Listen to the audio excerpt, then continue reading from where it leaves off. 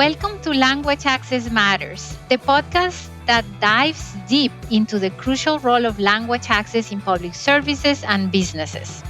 I am your host, Carol Velandia, and I invite you to join me on a journey of discovery and empowerment. Language access is not just a matter of convenience. It is a fundamental human right and the key that unlocks doors to essential services and opportunities. In this podcast, we'll explore the far reaching impact of language access, examining how it shapes not only healthcare, justice, and education, but also the world of business. Through thought provoking interviews, insightful discussions, and compelling stories, we will unveil the power of language access. We will hear from professionals who bridge communication gaps to provide quality care for diverse communities. We will explore the intersection of language, law, and justice, and the crucial role that interpreters and translators play in ensuring fair and equitable treatment. We will delve into the challenges and innovations as well as how language access opens doors to effective communication and inclusion and how it makes our society more equitable. But our exploration doesn't stop there. We will also uncover the profound impact of language access in the world of business. We will hear from entrepreneurs, industry leaders, and experts who understand the value of inclusive and effective communication and how it drives success in today's global marketplace. Language Access Matters is your platform to understand the significance of language access in these vital sectors of society. We will shed light on the barriers faced by individuals and communities and the innovative solutions that promote inclusion and equality. Whether you are a healthcare professional, a legal expert, an educator, a business owner, a linguist, an advocate, or simply passionate about the power of language, this podcast is for you. Together, we will navigate the challenges, celebrate the victories, and advocate for a world where language access truly matters. So, join me on this enlightening journey as we uncover the impact of language access in healthcare, justice, education, and businesses. Let's amplify the voices of the 25 million people that don't speak English in the United States and those that don't speak the dominant language around the world.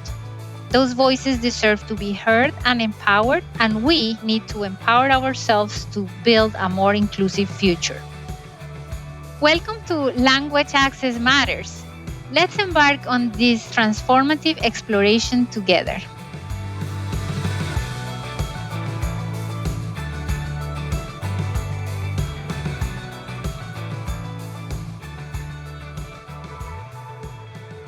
Hello, everyone. Today, I would like to welcome Cindy Roat.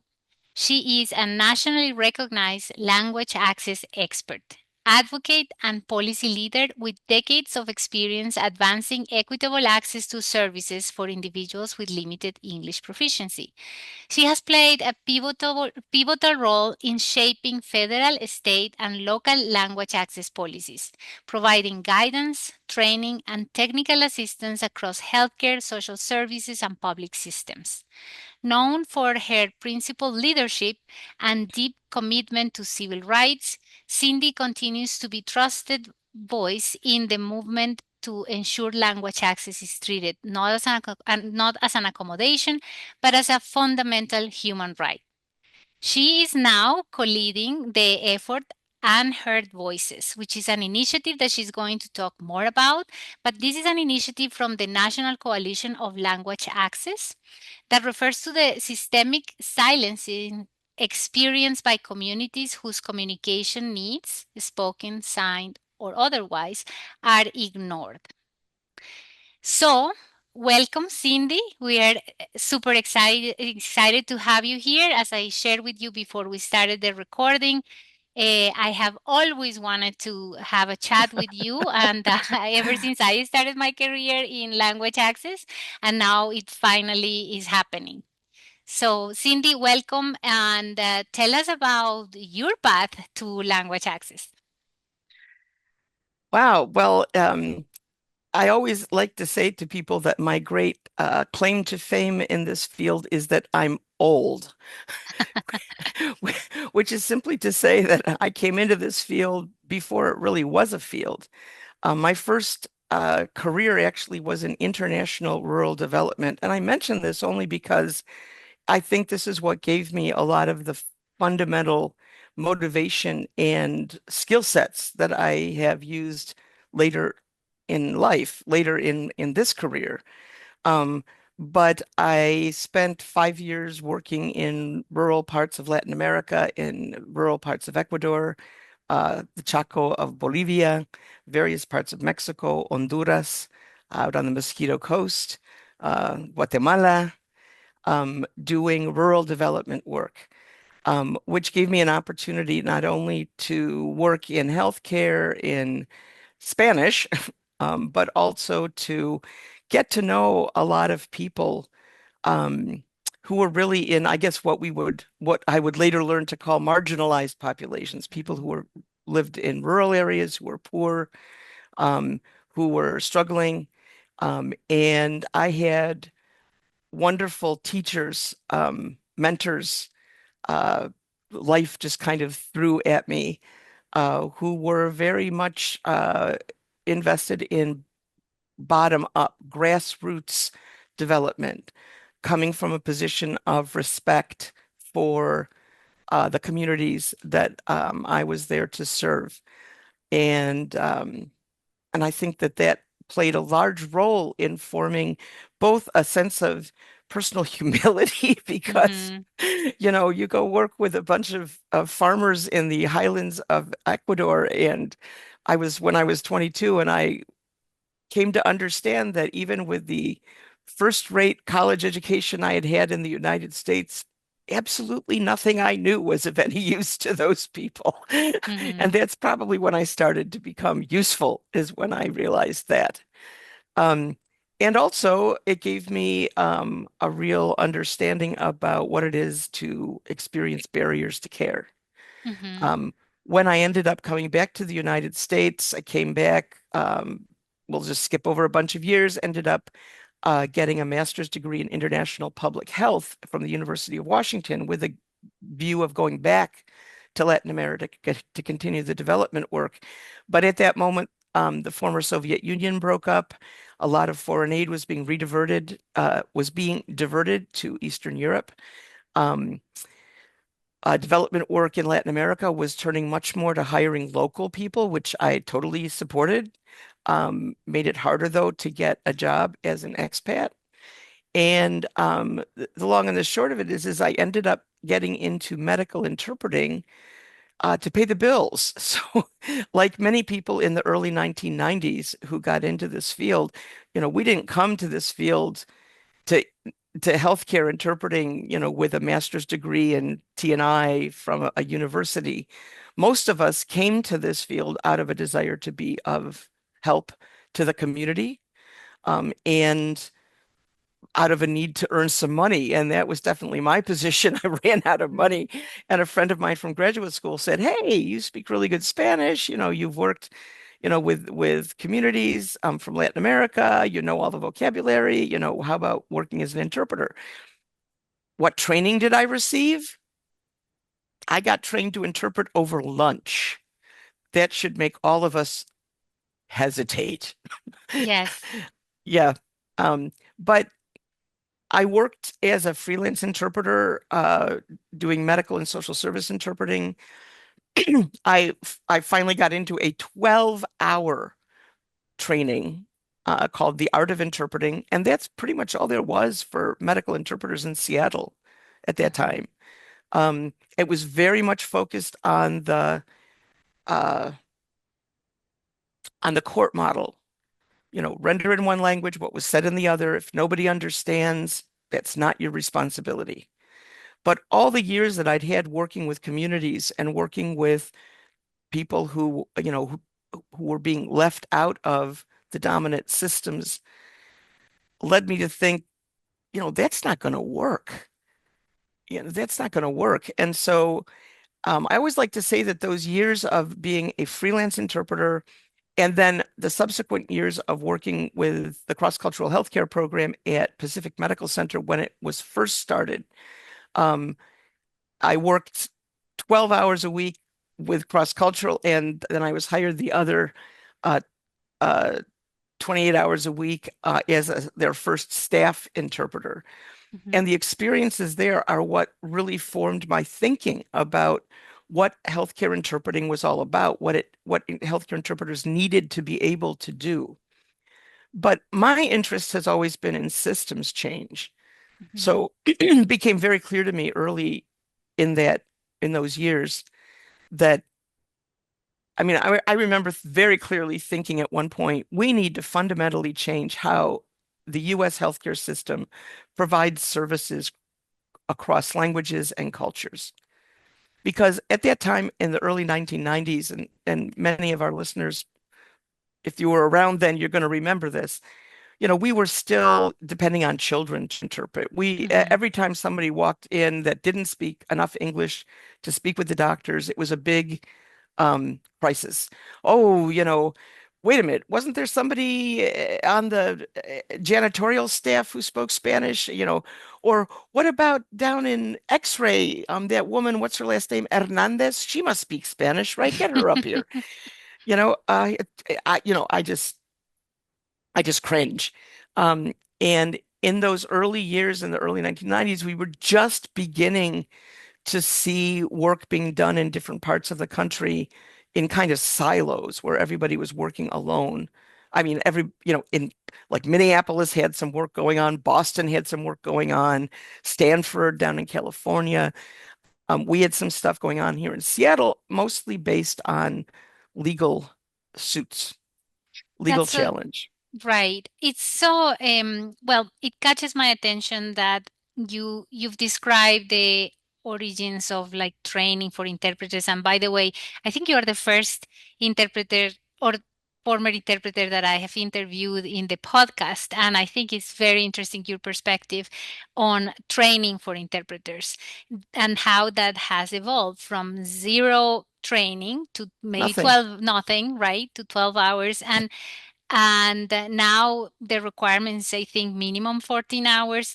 Can you tell us a little 40. bit how, yes, did I say 40? Sorry, 40 hours of training or more, right? And can you tell us a little bit about that evolution and your contribution to the field of interpreter training? Yeah, Um, I want to clear up. People are going to laugh at this when they find this out, right? For a long time, 40 hours was considered the minimum necessary training. And and that's even in the certification programs that was put in 40 hours basic training, right? People think 40 hours, wow, the early pioneers must have done some research and come up with why 40 hours was this magic number that would take somebody from not interpreting at all to being a really good interpreter. And I will tell you why there was 40 hours. It was 40 hours because when I was at the cross-cultural healthcare program, you remember, this is a time when there was very little training going on. There was some training through a Cambridge College in Boston. There was the program at University of Minnesota, and that was about it. And the cross-cultural healthcare program was approached by Region 10 Public Health. This is the federal public health. Our region wanted a 40-hour class for interpreters at the migrant clinics in Eastern Washington. For Spanish speaking interpreters who were serving these clinics that were specifically serving our agricultural migrant population. And why 40 hours? Because that was a work week, because it meant that we could, bring them to Seattle, on Sunday, teach them Monday to Friday, and then send them home, and nobody had to pay any overtime. There's nothing magic about 40 hours. It was right, just a convenient amount of time that Region 10 said they wanted this training. So that's what we did, a yeah. 40-hour training.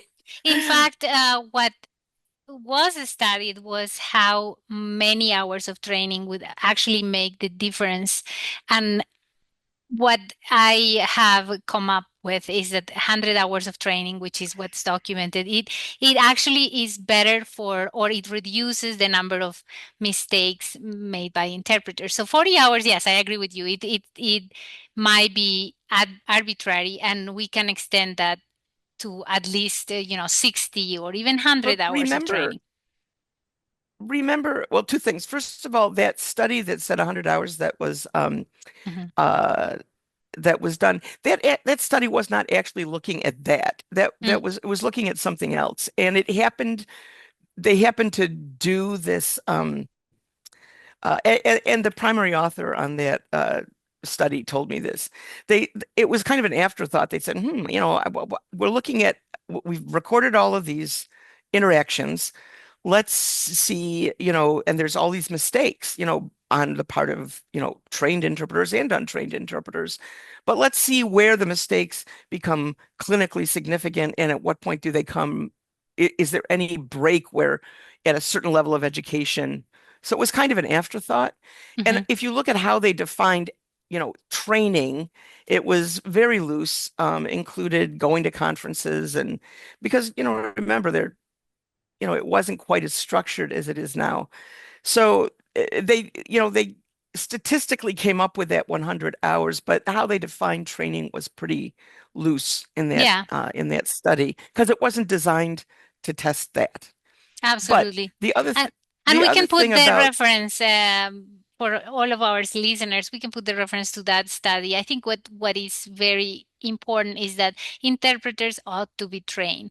And like what people think is just that you just need to be oh bilingual and that's well, gonna absolutely. magically But be it. the other thing to remember is that, back in the early 1990s when we got started, most of the people I was training had years of experience, sometimes a decade of experience. These are not people that were starting at the beginning. You know, there had been no training, but they had been interpreting for a long time. And so they picked this stuff up. Most of them who had, who were completely bilingual, picked it up very quickly. What was the idea? What were they trying to do? And there was a lot of aha moments when, people would go, "Oh, I'm supposed to interpret everything." Well, I didn't Right. I realize that, which you is know. which is another Yeah. key point that you're bringing up. And of course, um, we're not going to only talk about this training piece, but I think it's very important to mention that sometimes experience really doesn't substitute for training. And I think that's super important what you just said. Some people found surprising that they had to interpret Oh, yeah. everything. And It, I mentioned this because a lot of people approach interpreting as a something that they can just acquire with experience. And people that come to my company, for yeah. example, they think, oh my God, I can be an interpreter because I have this is one interview I had actually.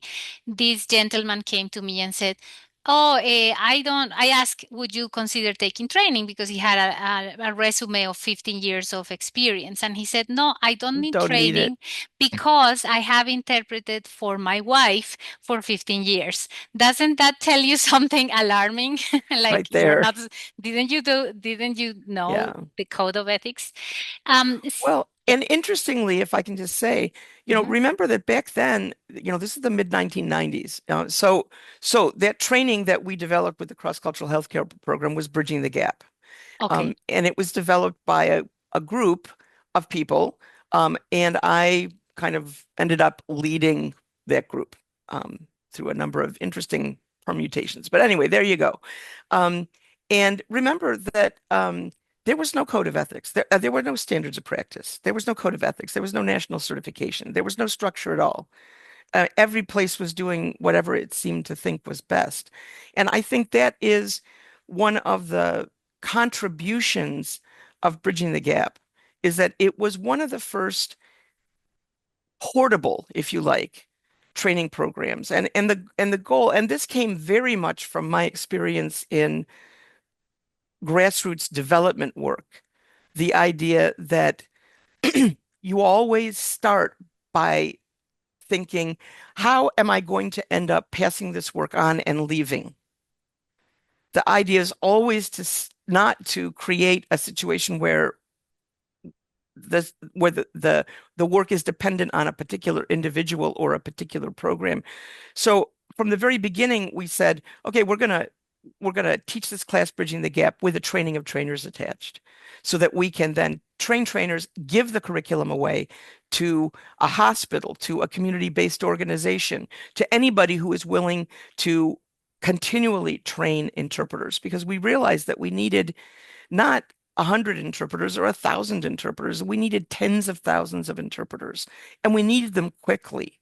We didn't have time to spend a year at a university training a group of 15 interpreters, for a place like, Minneapolis. Minneapolis needed 10,000 interpreters tomorrow.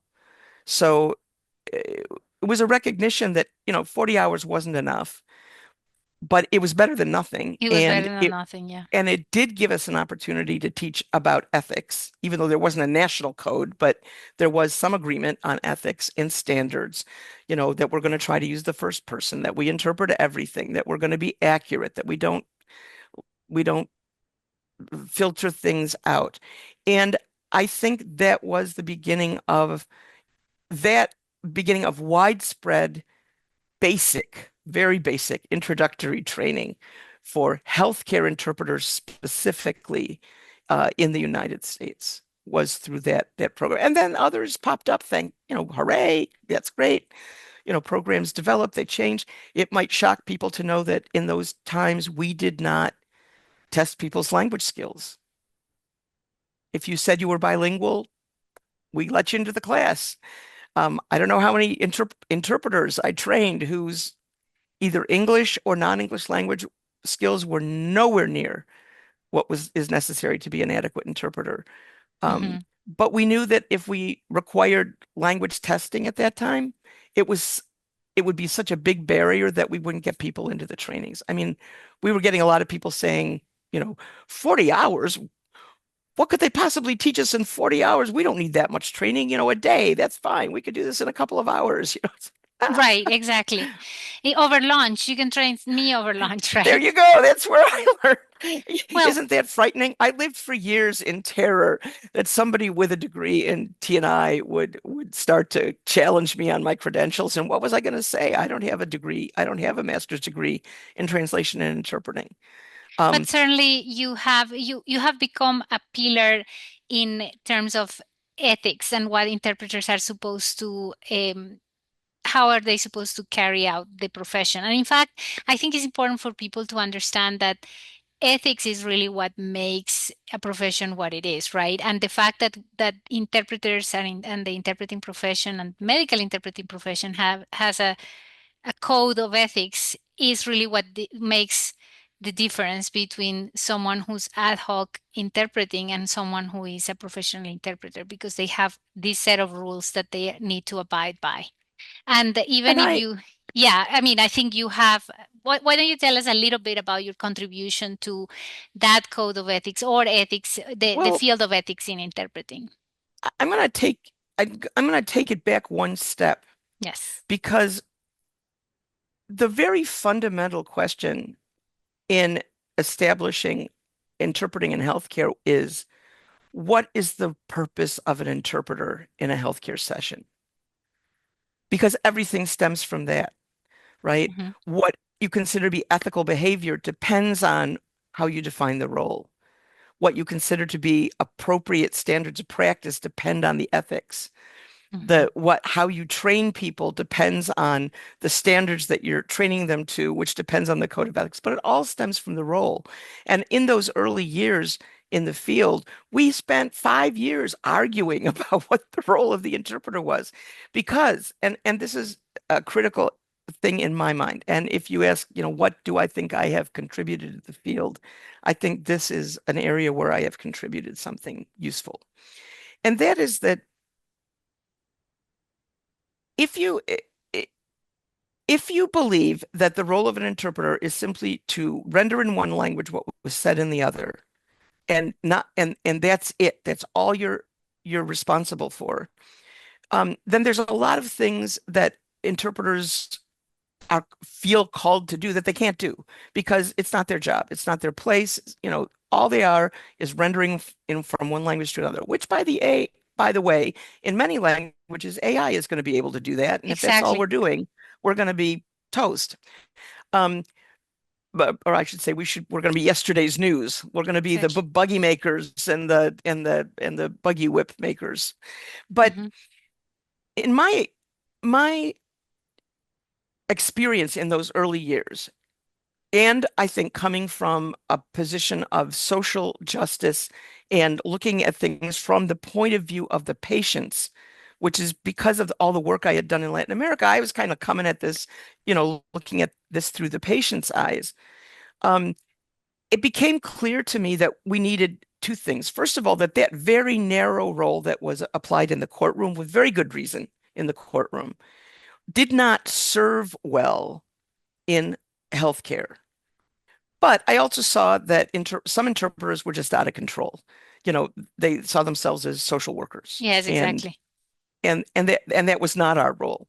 But so we start with, well, what is our purpose there then?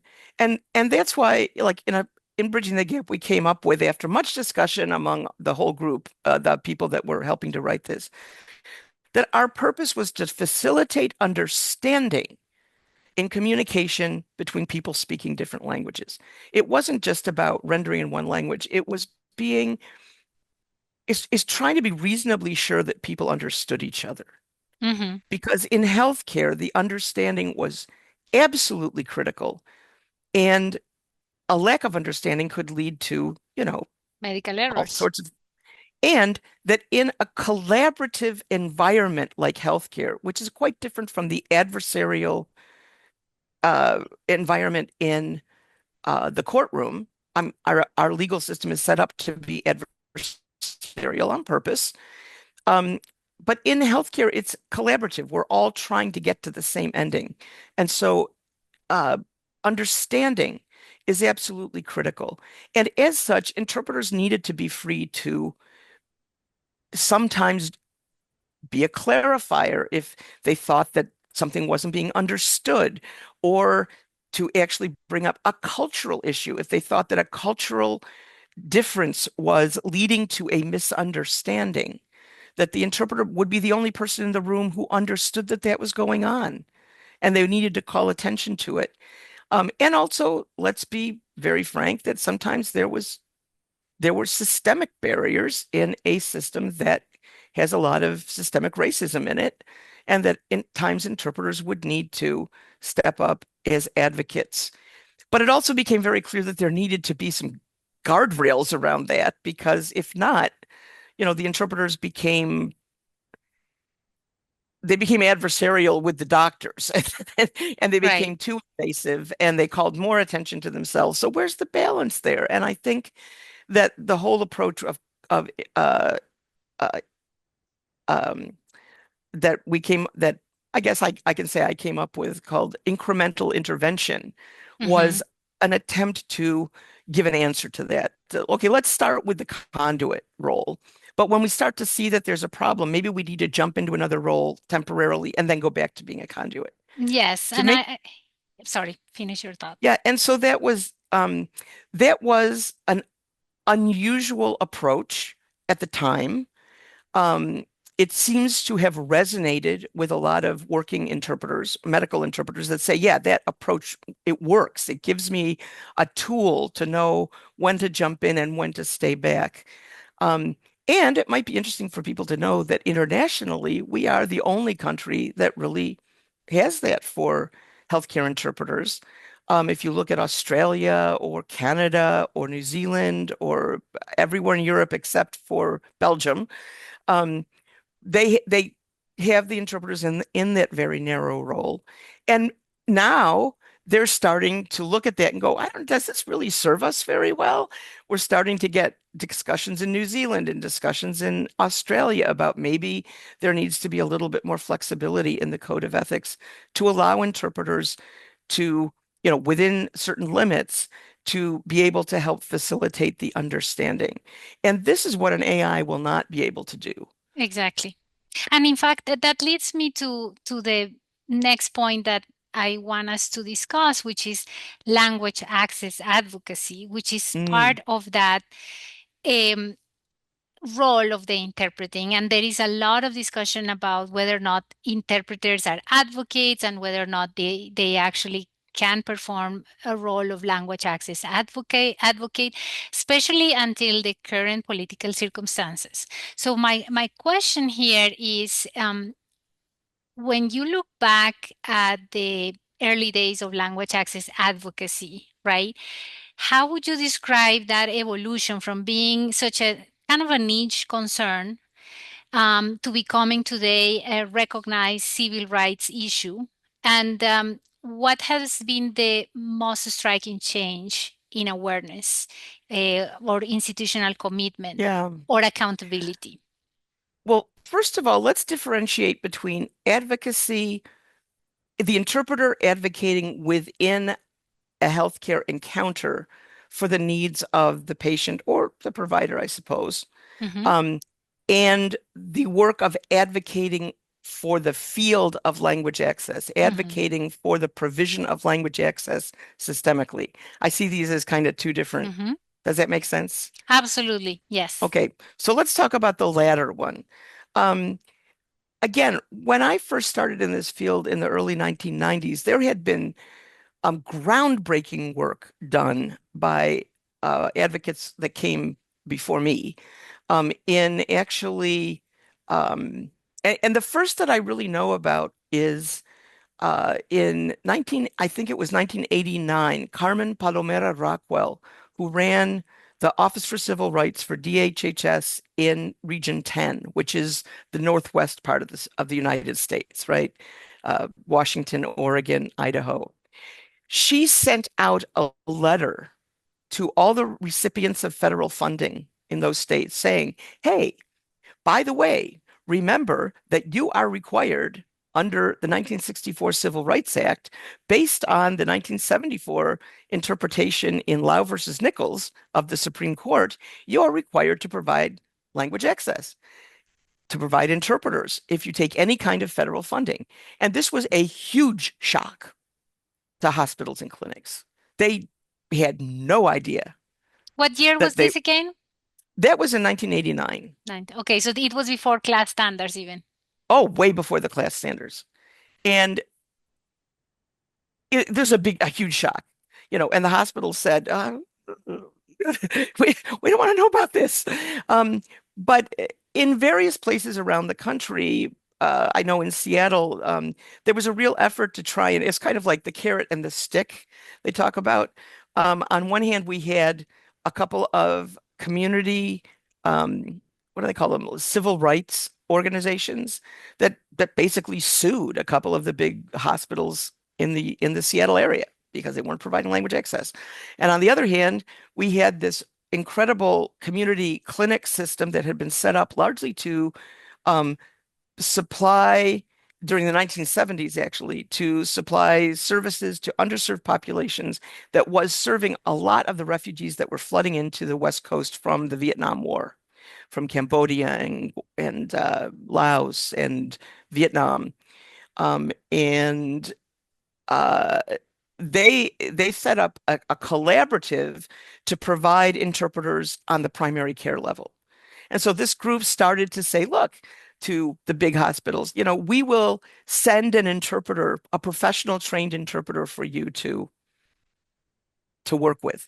Well, the doctors started to see the difference between using the 8-year-old child and using, a trained interpreter. And so there was kind of this civil rights push, and there was this, look how good it is, carrot being hung in front of it. And little by little, these hospitals started saying, yeah, I guess we are required by the law to do this. And there were a couple of big settlements, Hmm. civil rights settlements. So what I want to show here is that the beginnings of this came from civil rights.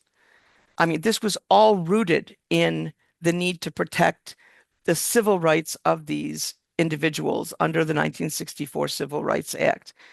Um, And it wasn't until later that we started to get research to show, hey, not only, is this legally required, but you know what? It actually lowers the cost of care for these particular patients. Oh, now we have research showing that it increases the accessibility of services. Now we have research to show that it improves health outcomes. But that research didn't come until later in the late 1990s and the early 2000s. And at that time, interpreter services, even in big medical centers, was very much a separate animal. It's like it wasn't even part of the hospital. Mhm. I remember, you know, hospitals, Harborview, I mean, that they used to, the interpreter services, it couldn't access IT department. It couldn't access human resources department. It had no support at all. It was like this Island. little, this little shed that had been kind of built out back of the hospital and kind of, stuck on the outside. And I noticed that in the early 2000s, there was a big shift.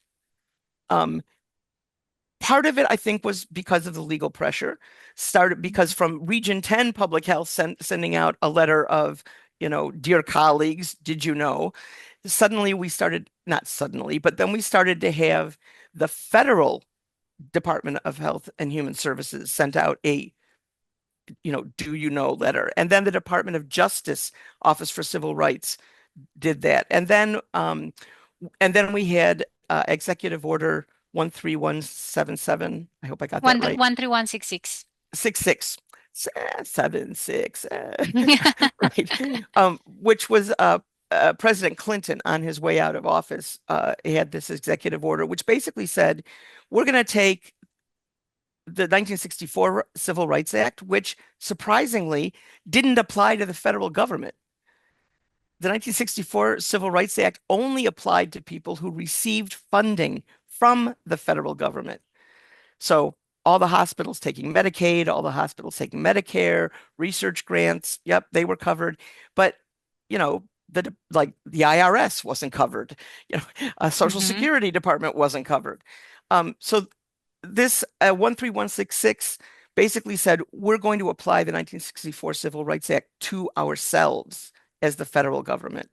So Mm. that was huge because now all of the federal government services also had to be accessible linguistically.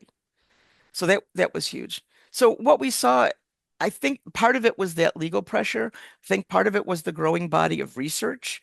I think part of it was the growing experience of healthcare providers in working with trained interpreters. Because by the early 2000s, we had a lot of people who'd gone through at least some degree of basic training. And um, these folks were um, uh, showing the difference. The providers were beginning to see the difference between uh, just using that 8-year-old and being able to use the services of a trained interpreter. So, what do you think that order, and in fact, that was one of the questions I had for you, was about Executive Order 13166, was what do you think that executive order got right, and where did it fall short in Well, ensuring that meaningful implementation across all public systems? well, the big problem with executive orders is they can be rescinded by the next Mhm. president. You know, As we we have seen, right? as we have seen, as a field, we were kind of surprised that the Republican presidents following Clinton didn't rescind it, but they never did. Even President Trump in his first administration, didn't touch this. Uh, but as you can see, it has now been rescinded, and so that has been very tragic because there were wonderful resources up online. The federal government resources were being made available to people whose English was limited, and we need to understand it. You can either look at this from the point of view of an English speaker and say, well, if they come here, they should just learn English. English is the lingua franca of the United States. That's true. It's the language of business. And if you come to the United States as an immigrant or refugee, you will do better if you can communicate in the lingua franca. But number one, English is a hard language to learn. Number two, most immigrants and refugees are working very hard, maybe one or if not two or three jobs. When are you going to go to English classes? We do a terrible job in this country of providing support for English language learners. I remember reading at one point that there was a point at which California tried to pass a law saying that English was the official language of California. And at that time, there were literally Millions. millions of people, hundreds of thousands of people on wait lists, on waiting lists to get into ESL classes. That's such an important point. Yeah, I'm so gonna tell you. there was no support for people to learn how to do this, to learn how to speak English. And this is my most important point that I wanted to say. The courtroom, the interactions with the police, and the hospital are not the places to be practicing your English because misinterpretation, misunderstanding can lead to very, very grave consequences. And by providing these services, we were actually improving the system for everybody. So, in a healthcare setting, if you have effective language services, it means that you're not going to have somebody at the front of the line who speaks limited English holding everything up. You get them an interpreter, they take care of their business in Zoom, and there you are at the end of the line moving forward, right? So, in terms of um, public health, I come from a background of public health and in terms of disease control, if there's an epidemic of COVID and you need to communicate with people, COVID doesn't care if you speak English or not. You know, we need to be able to get information about these things out to everybody so everybody gets vaccinated, everybody gets to control the spread of communicable diseases like COVID, which we all had that experience. Yeah, So these are services that are not just for the benefit of the limited English proficient individual or community. It also benefits the professionals that are trying to serve them and who can't do their job if they can't communicate clearly. And it benefits the general public.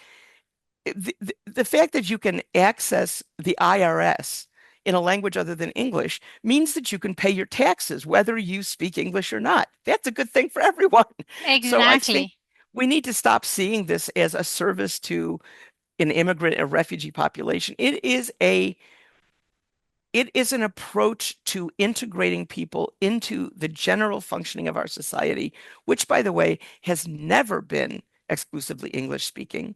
English has never been, except under President Trump, would like to see it as the national language. Never We have ever. never had a national language, and the framers of the Constitution considered naming a national language and chose not Not to to. Yes, they were purposely. wiser and much more forward thinkers than we are today. And you've said it so beautifully.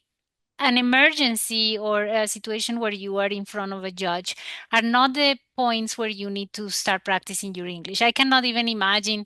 And sometimes I use this exaggeration. You don't want to have a person that's suffering from a heart attack and then go and say, well, you should have been learning English before you came to the hospital. I mean, that is completely ridiculous. So And another point I want to make here too, if I could, is that if you statistically look at how quickly generations of immigrants learn English, immigrants today learn English a generation faster than previous generations.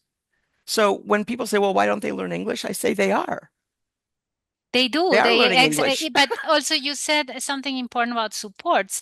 As you mentioned, immigrants do work long shifts or even more than one job at a time, Yeah, and there are no easy ways to get into ESL programs. In fact, the funding is being cut. getting shorter and shorter Yep, yep, every time, yep.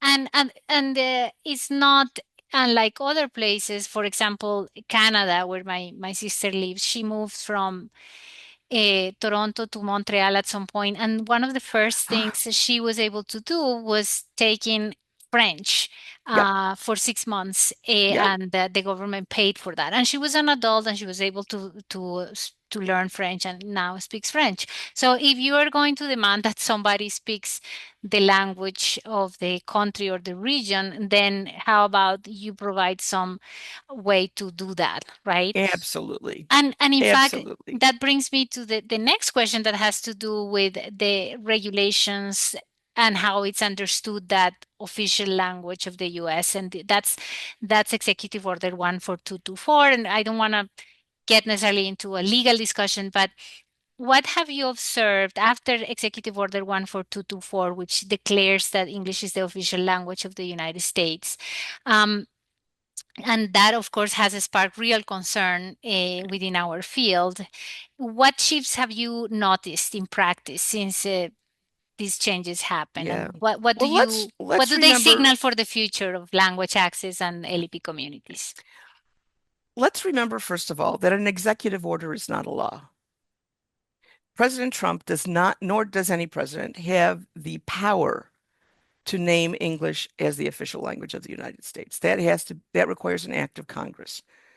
And it might require a constitutional amendment. That I don't know, but you can't do it with an executive order. Um, what he can do is create an impression, and I think that's what's happened. However, I have been I have been asking all of my contacts nationally, what's changing, what's changing, what's changing. There's a great fear that we're going to start to see people being told, bring your own interpreter. We have a few very isolated cases of that we have documented. And I don't know whether it's happening and we're not hearing about it or whether it's not happening. The people that I talk to at major medical centers around the country say nothing's changing. I mean, honestly, what is going to be hurting language access more than that are the cuts to Medicaid.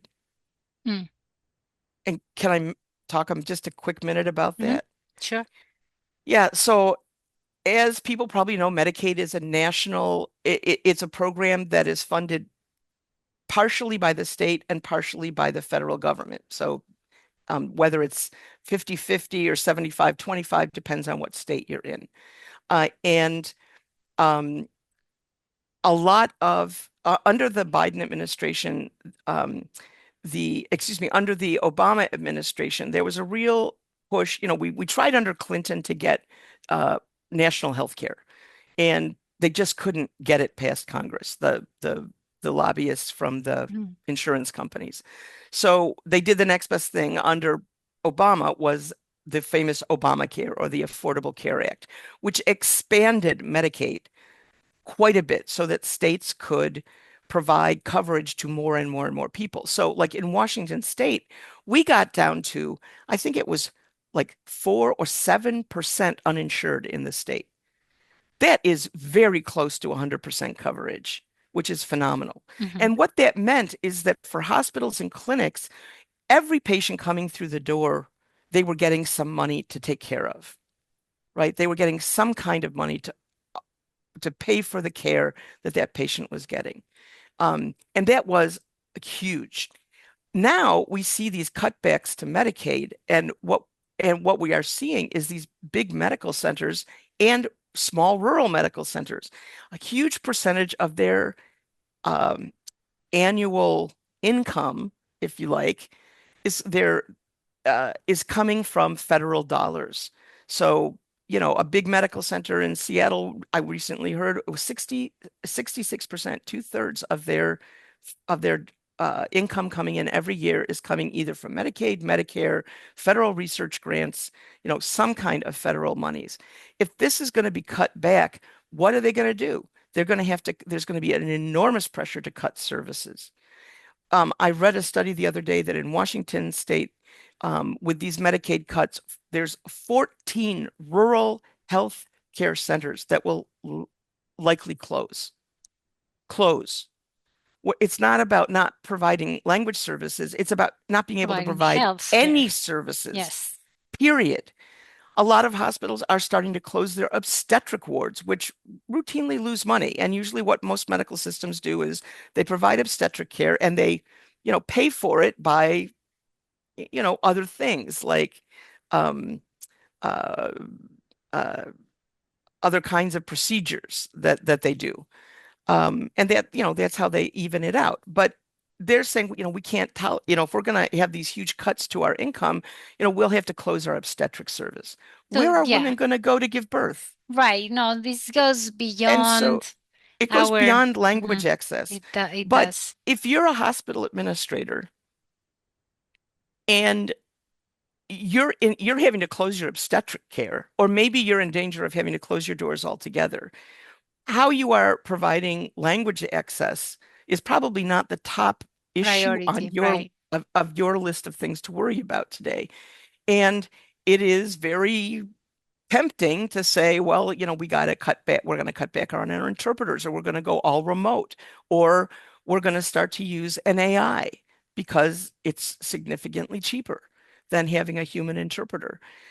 Is this best care? No, but as I say, that's why I think that these cuts to Medicare are a greater threat to Okay. language access in this country than President Trump declaring English as the national language of the country.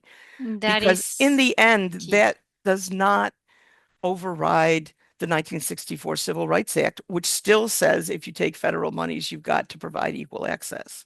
Mhm. So does this Yes, make I think sense? Does my logic make sense? absolutely. So, Okay. so if I understood you correctly, there hasn't been any dramatic changes, at least in healthcare, with Executive Order 14224. Also in the legal field, which I am in connection with as well, there hasn't been any changes as far as how courts provide language services. Um, so it hasn't seemed to it doesn't seem to have been a harmful in terms of providing language services, but as you said, it creates an impression on something, and I do believe that there are attitudes towards not speaking English that are harmful, and maybe they have not been yet um, appear in the actual provision of services, but they are still harmful. And I think this is one of the things that we in the language access advocacy arena are trying to combat, because now people have this idea that not only that people have to speak English and they should learn, but also that they shouldn't even provide interpretation services because that's not even a priority, right? As if it wasn't Yeah. a barrier. So so we see, I or we are afraid at least of attitudes that could be to the detriment of these already oppressed communities. yeah. And So, and that mhm. that is a distinct possibility. But public attitudes don't drive funding decisions in healthcare. No, absolutely. What And I'm trying so, to show is that we're still, from an advocacy perspective, we're still not only trying to do what we have always done, you for longer than I, but also we are acting on language access more. And I think this is what I see as different, is that there are more people that are interested in language access and what does it mean. Whether or not we have seen an actual impact on the service is one thing, but whether we have seen an interest on what language access is and represents. And I want to get your opinion. My opinion is that I see much more interest created around language access, because people at least see what could happen if all of a sudden people are saying, like, I'm not going to bother providing interpretation services, or why why don't we just cut costs by using the children of the patients, which still it still even happens. And I had a question about that. Anything can happen, right? Um, so I was thinking about that side of things, and because in fact we have become more cohesive on the language access advocacy world thanks to Yeah. the fact that we had Executive Order 14224, because if at least because we were afraid that these were going to change Yeah. the outcomes Yeah. of how language access is provided, we decided to unite, and that's my next question.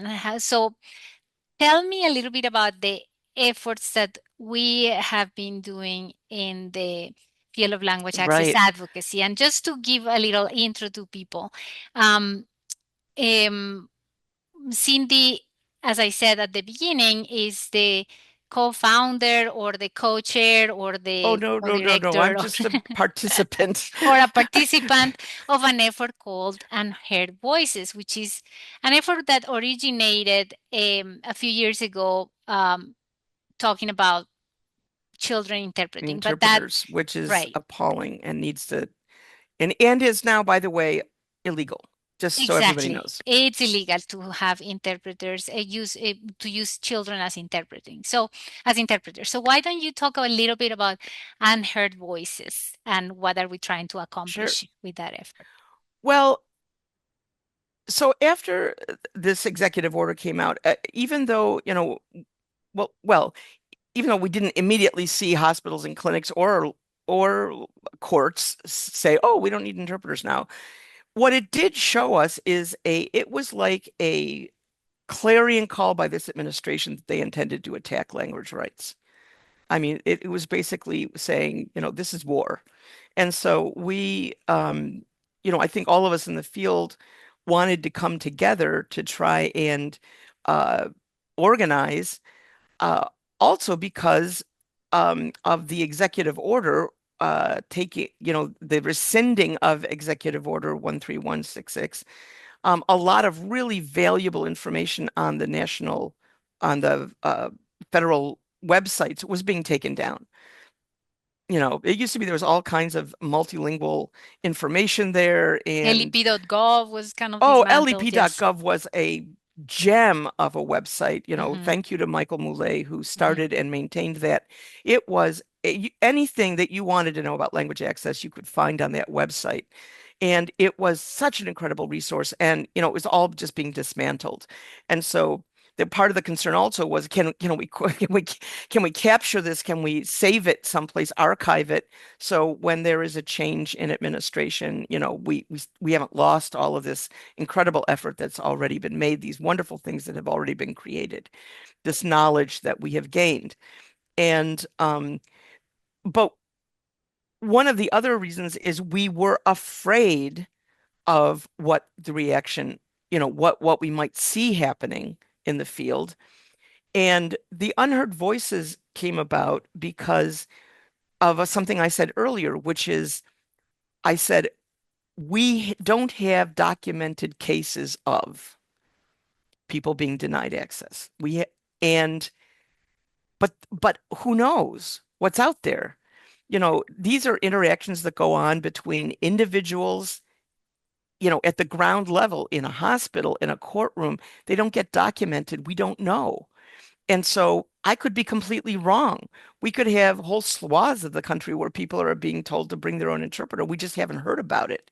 And so we realized we need the stories, right? We need to hear people's stories about their experiences in trying to access services across a language barrier.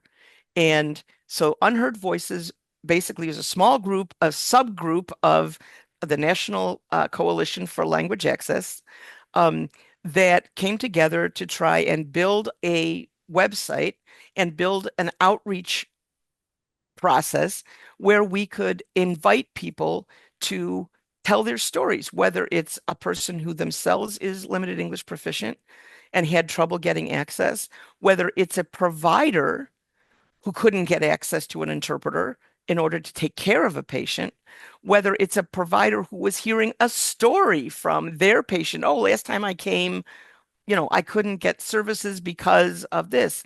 Or, they told me to bring my daughter and she didn't understand the medical terminology, so I didn't know what was wrong with me. Um, so whether we're hearing from providers of services or individuals receiving services, we want to hear those stories. We want to document those stories, even though, we'll make sure it's all kept confidential because of the nature of the current administration's um, interest in retaliation. Um, we want to protect these people, but we want to hear the true stories of what has happened to them. And as has been said, I'm going to paraphrase this many times. Um, you make your case with data, but what people remember are the stories. Mhm. The stories are what is hard. Our brains are hardwired to remember stories. And so we need to collect those stories. So that's what, my plea to everybody out there is, if you provide services for patients, let them know that this is available, that they can go on, they can leave their story in a language other than English. Um, we will protect their identity. But as we have these are stories that advocates can use. These are stories that policymakers can use. These are stories that eventually we are hoping that media will be able to use to show the damage that's being done to people in this country and to all of us by this insistence that, we should all be speaking One only language. English. Yes. Thank you so much, Cindy, for that. We are gonna post the website link. The website right now is unheardvoices.world, and there you can navigate what is Unheard Voices all about, and also a link to the form for you to submit stories. And as Cindy said, we want people to tell their stories. We know that people are afraid, but these stories is what eventually are going to help us change the culture and sparking that cultural shift that I have been promoting for years is to really help people understand that language barriers are just like physical barriers. There is no difference, and how attitudes towards language access or language barriers can really make the difference for people that don't speak the dominant language. And remember that this model or this idea can be replicated anywhere in the world. I mean, you just need to get out of your context of speaking English and go to a place where nobody speaks English, and then you have a language barrier. So this is something that unite us all. So I will just emphasize what Cindy says about Unheard Voices. Please share your story. I'm sure we have tons of stories. I have lots of stories from when I was interpreting, and we want to hear the good and the bad. So if you have a wonderful, successful story Right. about how you Please, were provided with an interpreter in seconds and you were able to understand everything that was said to you, great. We want to hear that too. Conversely, if you had absolutely. difficulties and that made you unfortunately take the wrong medicine or feel afraid of going to the checkup or whatever it was the case, we want to hear those stories. So I am uniting here with Cindy on that Please, invitation. please. Yes, And Carol, thank you yes. so much for inviting me onto this podcast. I feel very honored to have been given an opportunity to speak with you. Somebody who has done so much for this field, who has been such a passionate warrior for the civil rights and for language access in this country. Very grateful to you and for all of your work. And it was a great honor to be able to be with you today. It's an honor for me, Cindy. I am a great admirer, and we hope that together with you and other people in the field, whether they are interpreters or doctors or nurses, that they continue to advocate for language accessibility. So, to me, it's also an honor to have you here. As I said, you are perhaps one of the first interpreters or former interpreters that I have interviewed here that became an advocate, and I believe right now we all have to become advocates in some way. We don't need to be changing legislation, but we could be advocating for others just by sharing a story. And that's my hope with the podcast of today. Cindy, again, thank you so much for participating here. And if you want to add anything for perhaps our next generation of interpreters, how they could advocate for people with limited English proficiency, or if you want to add anything, please feel free to do so. I'd like to end with a quote. Yes. From Mr. Thomas June. Thomas June was a Mandarin interpreter at Pacific Medical Center, where I worked back in the 1990s. And Mr. June said this to me. He said, "When our patients come to the hospital, everything is strange. The sights are strange. The sounds are strange. The smells are strange. Everything is strange, except the voice of the interpreter." That goes right to my heart. Yes. Thank you for that quote. I want to thank everybody out there who interprets, who trains interpreters, who supports interpreters, who makes a point of using the services of an interpreter. Thank you for everything that you are doing to try and build that bridge so that coming into the healthcare system is a little less strange. Thank you, Cindy. And that wraps up another enlightening episode of Language Access Matters. We hope you have enjoyed our discussion on the profound impact language access has across various sectors of society. Let's remember that language access is not just an isolated topic. It intertwines with various fields, impacting lives and businesses in profound ways. As we continue this journey together into becoming a more inclusive society where we ensure equal access to services to those who don't speak the dominant language, we want to assure you that our company, Equal Access Language Services, through its podcast Language Access Matters, will be with you every step of the way. We are committed to bringing you thought-provoking conversations, expert opinions, and stories from the field and beyond. To dive deep into the subject matter and engage with leading experts in the field, we will release a new episode of Language Access Matters once a month. By featuring expert practitioners and individuals with diverse experiences, we aim to broaden the scope of our discussions and present a comprehensive view of the importance of language access. We encourage you to stay connected with us through our website, www.equalaccesslanguageservices.com, and our social media platforms. You can join the conversation, ask questions, and share your own stories and experiences. If you want to be part of our podcast, email us to podcast@equalaccesslanguageservices.com. Remember, language access matters to each and every one of us. By understanding its significance and actively working towards its advancement, we can create a more inclusive and equitable society. Thank you for being a part of the Language Access Matters community. We appreciate your support and look forward to sharing more knowledge, inspiration, and empowerment with you in our future episodes.